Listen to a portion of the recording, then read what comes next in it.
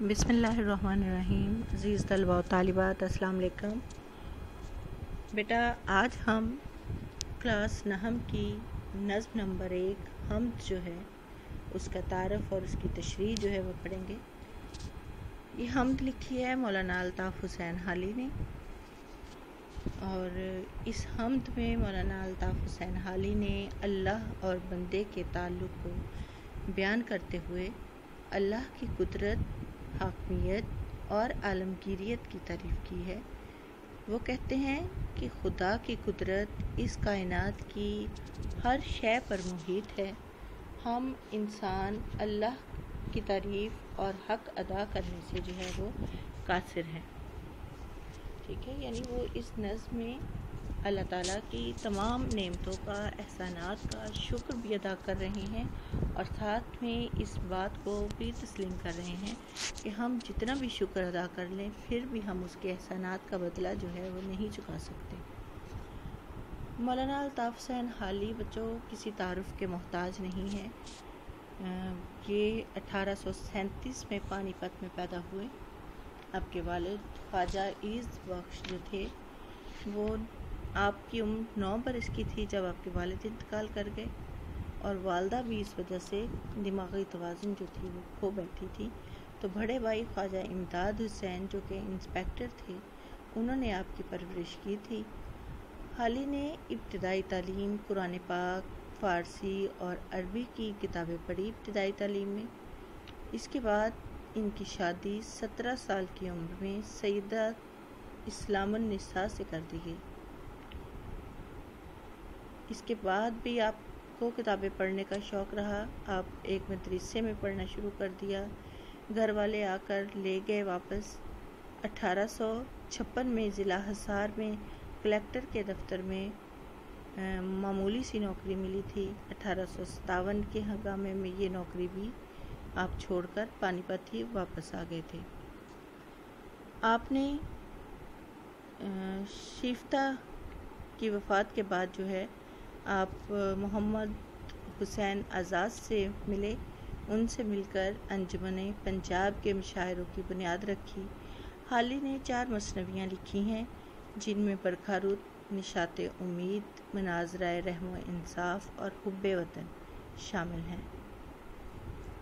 ٹھیک ہے، سر سید کے کہنے پر آپ نے مسدس مد جزر اسلام بھی لکھی، جو کہ آج تک بہت مقبول ہے اور اس کی مقبولیت میں کوئی کمی نہیں آئی ابھی تک۔ ان کی تنقیدی کتاب مقدمہ شعر و شاعری کو سنگ میل کی حیثیت جو ہے وہ حاصل ہے، اور بالخصوص مسدس مد جزر اسلام نے اردو شاعری کے موضوعات اور اسلوب کو بدلنے اور نیا رخ دینے میں جو ہے وہ بہت اہم کردار ادا کیا ہے۔ بچوں یہ تو تھا مولانا الطاف حسین حالی کا مختصر سا تعارف، جو کہ اپنا تخلص جو ہے وہ حالی بیان کرتے ہیں، حالی لکھتے ہیں۔ آئیے اب ہم اپنے سبق حمد کی طرف دوبارہ چلتے ہیں۔ آج ہم پڑھیں گے حمد کی جو ہے وہ تشریح۔ جیسا کہ ہم سب جانتے ہیں کہ حمد ایسی نظم کو کہا جاتا ہے جس میں اللہ تعالیٰ کی عظمت، اللہ تعالیٰ کی کبریائی جو ہے اس کو بیان کیا جاتا ہے۔ سب سے پہلا شعر جو ہے اس نظم کا وہ ہے: قبضہ ہو دلوں پہ کیا اور اس سے سوا تیرا، ایک بندہ نافرماں ہے حمد سرا تیرا۔ قبضہ یعنی قدرت، سوا زیادہ بڑھ کر، بندہ نافرمان بندہ حمد سرا ہے یعنی تعریف بیان کر رہا ہے۔ اس کا مفہوم کچھ اس طرح سے ہوگا کہ اے اللہ، مجھ جیسے نافرمان بندہ بھی جو ہے وہ تیری حمد کر رہا ہے۔ تو یہ دلوں پر تیرے قبضے کا سب سے بڑا ثبوت ہے۔ اس میں جو تشریح طلب نکات ہیں بیٹا وہ 2 ہیں۔ ایک تو سب سے پہلے یہ کہ دلوں پر اللہ کا قبضہ ہے، اور دوسرا کہ بندہ نافرماں جو ہے وہ بھی اللہ کی حمد بیان کر رہا ہے۔ ہم نے انہی 2 نکات کو جو ہے وہ تشریح کی صورت میں لکھنا ہے۔ مولانا الطاف حسین حالی جو ہے اللہ کی حاکمیت اعلیٰ اور اپنی کم مائگی کا اعتراف کرتے ہوئے کہتے ہیں کہ اگرچہ مجھ میں تو کوئی خوبی نہیں ہے، پھر بھی اللہ پاک نے مجھے اپنی تعریف کرنے کے قابل سمجھا ہے۔ میری نافرمانیوں کو، میری گستاخیوں کو جو ہے وہ درگزر کرتے ہوئے، ان نافرمانیوں اور گستاخیوں کے باوجود بھی رب العزت نے مجھے اتنی عزت دی ہے، وہ مجھ پر مہربان ہے۔ ہمارے دلوں پر اللہ ہی کا قبضہ ہے، اس سے بڑھ کر اس کی دلیل اور کیا ہوگی کہ مجھ جیسا نافرمان بندہ بھی جو ہے وہ خدا کی تعریف بیان کر رہا ہے۔ اللہ تعالیٰ اپنے بندوں پر بے حد مہربان ہے۔ انسان تو خطا کا پتلا ہے، اس لیے اس کا وجود گناہوں سے آلودہ ہو جاتا ہے، لیکن اللہ کی رحمت کا اندازہ اس بات سے لگایا جا سکتا ہے کہ اس کی رحمتوں کے آگے سب گناہ جو ہیں وہ مٹ جاتے ہیں، جیسا کہ قرآن پاک میں ارشاد باری تعالیٰ ہے، واللہ علیم بذات الصدور، اور بے شک اللہ تو سینوں کی باتوں سے بھی واقف ہے۔ یعنی اگر ہم جو ہے اللہ کی کبریائی بیان کر رہے ہیں یا اپنے گناہوں پر نادم ہیں، تو خدا تو دلوں کے راز جاننے والا ہے، دلوں کے حالوں سے واقف ہے، اس سے کوئی چیز بھی جو ہے وہ چھپی ہوئی نہیں ہے۔ وہ سب سے مقدم ہے حق تیرا ادا کرنا، بندے سے مگر ہوگا حق کیسے ادا تیرا، گو اگرچہ مقدم پہلا اور برتر۔ اے اللہ، اگرچہ ہم پر فرض ہے کہ سب سے پہلے تیرا حق ادا کریں، مگر ہم بندوں سے تیرا حق کیسے ادا ہو سکتا ہے؟ جی، اس میں بھی دو نکات ہی تشریح طلب ہیں سب سے زیادہ، جس میں سب سے پہلا حق جو ہے، سب سے برتر حق جو ہے وہ اللہ کا حق ہے، اور اس کے بعد بندہ جو ہے یہ حق کیسے ادا کر سکتا ہے؟ ایک عاجز بندہ جو ہے یہ حق ادا کرنے سے قاصر ہے۔ اسی کو ہم تشریح کی صورت میں لکھیں گے کہ اللہ تعالیٰ نے تو انسان کو عقل عطا کر کے اشرف المخلوقات کے رتبے پر فائز کر دیا، اور انسان کی ہدایت کے لیے اپنے انبیاء کرام مبعوث فرمائے، اپنی قرآن جیسی عظیم کتاب نازل فرمائی جو ہمیشہ کے لیے ہمارے لیے رہنمائی کا ذریعہ ہے۔ لیکن انسان جو ہے وہ دنیا کی رنگینیوں میں گم ہو جاتا ہے۔ اللہ تعالیٰ کے بہت سے حقوق ہیں، جن میں سب سے پہلا حق اللہ کی بندگی، اللہ کی اطاعت ہے۔ انسان پر واجب ہے کہ اللہ کی ان گنت نعمتوں کا شکر ادا کرے، حالانکہ اللہ کا حق ادا کرنا بے حد مشکل ہی نہیں، ناممکن بھی ہے۔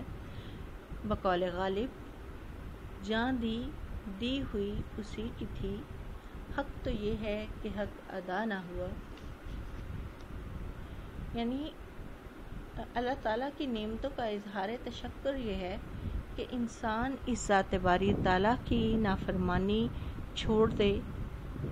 اللہ تعالیٰ نے کن کہا اور کائنات بنا دی، اور رب قادر مطلق ہے، اس کے احکامات کی نافرمانی کرنا تو خود کو مشکل میں ڈالنے کے مترادف ہے۔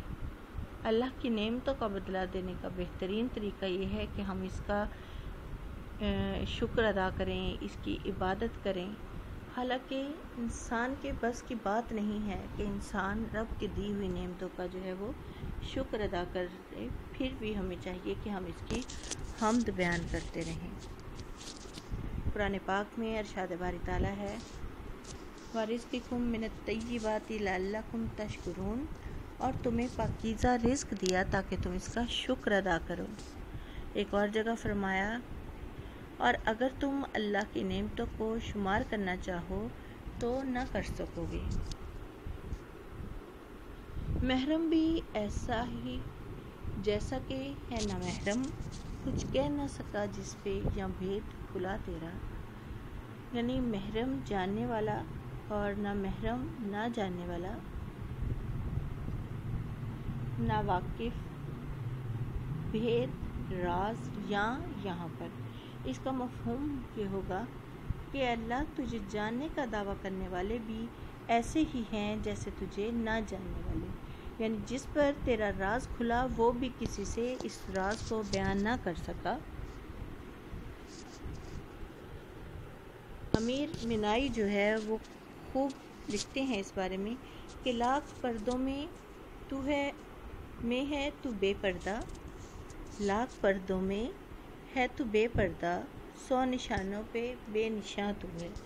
یعنی اللہ تعالیٰ کی کائنات کے سب مظاہر جو ہیں وہ ایسے ہیں جن سے اللہ تعالیٰ کی ذات برکات جو ہے، ذات بابرکات کا جو ہے وہ پتہ چلتا ہے۔ جو لوگ اللہ کی جستجو میں خود کو مٹا دیتے ہیں، ان پر اللہ کی ذات و صفات کے راز جو ہیں وہ بھی کھل جاتے ہیں، پھر ان کے لیے دنیا کی ہر چیز بے معنی ہو کر رہ جاتی ہے۔ حق تعالیٰ کو پانے والوں کی نظر میں دنیا کی اہمیت ختم ہو جاتی ہے۔ اللہ تعالیٰ نے تو اس کائنات کو انسان کے لیے تسخیر کر دیا، لیکن قرآن پاک میں ارشاد ہوتا ہے کہ اس میں عقل مندوں کے لیے نشانیاں ہیں، یعنی اس کائنات کی اصلیت کو جاننا ہر کسی کے بس کی بات نہیں ہے۔ اللہ تعالیٰ کو جاننے کے ہر دعوے کو باطل قرار دیتے ہیں، حالی کہتے ہیں اس میدان میں محرم و نامحرم دونوں جو ہیں وہ برابر ہیں، کیونکہ اگر کوئی اللہ کی صفات کو پا چکا ہے تو وہ خاموش ہو جاتا ہے، اور جس کو اللہ نے بصیرت کی آنکھ عطا نہ کی تو وہ بھی ایسی ہی کیفیات کا شکار ہوتا ہے۔ دوسرا کون ہے جہاں تو ہے، کون جانے تجھے کہاں تو ہے۔ جی ہاں، بے شک، یعنی حالی کی نظر میں محرم اور نامحرم دونوں ایک برابر ہیں۔ جچتا نہیں نظروں میں یا خلعت سلطانی، کملی میں مگن اپنی رہتا ہے گدا تیرا۔ جچتا نہیں ہے، اچھا نہیں لگتا، خلعت سلطانی شاہی لباس، کملی درویشانہ لباس، مگن رہتا ہے، کھویا ہوا رہتا ہے، اور گدا یعنی فقیر۔ اس کا مفہوم جو ہے کہ جو انسان اللہ سے لو لگا لیتا ہے، اس کی نظر میں شہنشاہی لباس جو ہے یا شہنشاہی جو ہے وہ بے معنی ہو کر رہ جاتی ہے۔ مولانا الطاف حسین حالی جو ہیں وہ لکھتے ہیں کہ جو شخص اللہ سے لو لگاتا ہے، اس کی نظروں میں دنیاوی انعام و اکرام جو ہیں وہ بے معنی ہو جاتے ہیں، نہ ہی کسی بادشاہ کی شان و شوکت اور نہ ہی دنیاوی مال و دولت کی اسے کوئی جو ہے وہ چاہ ہوتی ہے۔ وہ بس اپنی دنیا میں ہی ڈوبا رہتا ہے، اپنے آپ میں ہی مگن رہتا ہے۔ بادشاہ کی طرف سے عنایت کردہ قیمتی لباس بھی بے مول ہو کر رہ جاتا ہے، اور حرص و حرص کے لالچ سے جو ہے وہ کنارہ کش ہو کر اللہ کے ذکر میں مشغول رہتا ہے، جیسا کہ نذیر اکبر آبادی لکھتے ہیں، گدریجو سلائی تو وہی اوڑھ کے بیٹھے، اور شال اڑائی تو اسی شال میں خوش ہیں۔ یعنی اللہ تعالیٰ نے جو عطا کیا ہے ہم اس حال میں خوش ہیں، اس کا شکر ادا کرتے ہیں، اور جب انسان اپنے اصل مقام کو پہچان لیتا ہے تو اسے رب مل جاتا ہے، اور پھر جسے رب مل جائے اسے دنیا ہی مل جاتی ہے، اسے کسی چیز کی جو ہے وہ خواہش باقی نہیں رہتی، ہر چیز اس کے لیے اللہ تعالیٰ تسخیر فرما دیتے ہیں، اور وہ اللہ کا غلام ہونے پر ہی فخر محسوس کرتا ہے اور اللہ کی شان و شوکت کا معترف رہتا ہے۔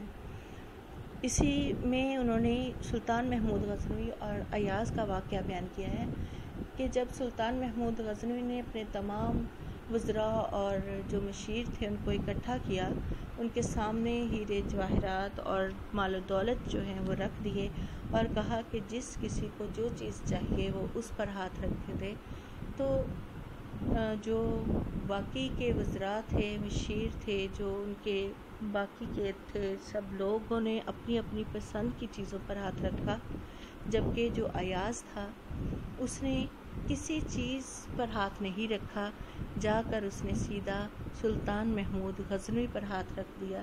یعنی کہنے کا مطلب یہ ہے کہ اگر سلطان اس کا ہو گیا ہے تو اس کی ہر چیز، اس سے وابستہ، اس سے جڑی ہوئی ہر شے کا وہ مالک ہو سکتا ہے۔ اسی طرح انسان کے لیے بھی اس میں یہ بات سمجھائی جا رہی ہے کہ اگر انسان اپنے مالک، اپنے آقا یعنی اللہ کی طرف جو ہے وہ رجوع کر لے، اللہ کو اپنا مان لے، تو ہر چیز اس کے لیے جو ہے وہ تسخیر ہو جائے گی، وہ اللہ سے جڑی ہر چیز پر جو ہے وہ اپنا قبضہ حاصل کر سکتا ہے۔